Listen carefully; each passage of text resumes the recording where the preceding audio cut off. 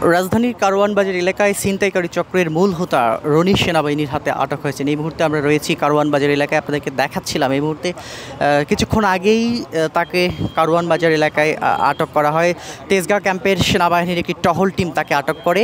সে কিশোর গ্যাংয়ের সঙ্গে জড়িত এবং কিশোর গ্যাংয়েরও মূল হোতা, তেমনটি কিন্তু আমরা জানতে পেরেছি। সেনাবাহিনীর কর্মকর্তারা সেটি কিন্তু আমাদেরকে জানিয়েছেন। একটু যদি বলে রাখি, এই যে যাকে দেখতে পাচ্ছেন ছিনতাইকারী চক্রের মূল হোতা রনি, তাকে আটকের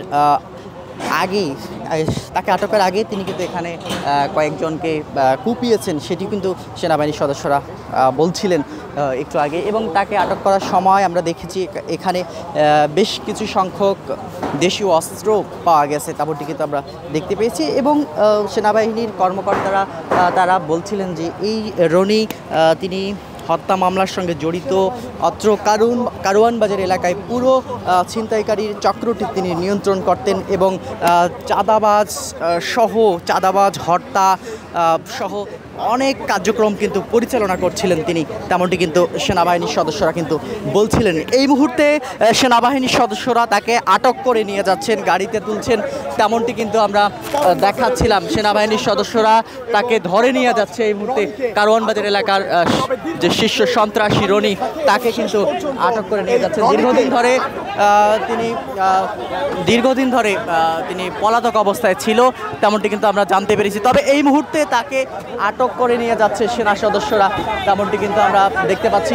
নিয়ে যাচ্ছেন তাকে, তার বিরুদ্ধে বেশ কিছু মামলা রয়েছে, সেটিও কিন্তু আমরা জানতে পেরেছি। এবং আপনাদেরকে যদি দেখাচ্ছিলাম এই মুহূর্তে সেনা সদস্যরা তাকে কিন্তু নিয়ে যাচ্ছে এই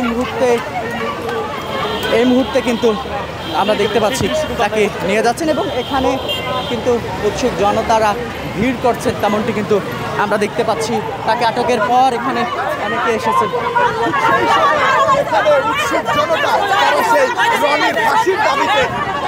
সাধারণ জনতা আমার ছেলেরা কুবাইছে,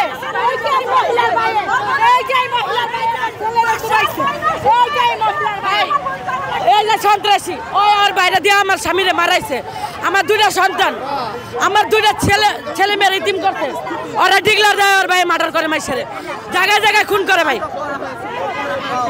আমি ফাঁসি চাই ভাই, আমার স্বামীর আসামির আমি ফাঁসি চাই, রানীগুন্ডার ফাঁসি চাই। ফাঁসি এবং সরকারের আবেদন, মাদক সম্রাট মন্টু রনি তেজগাঁরে পুরো ঢাকা শহরে মাদক দিয়ে বিছাই ফেলছে।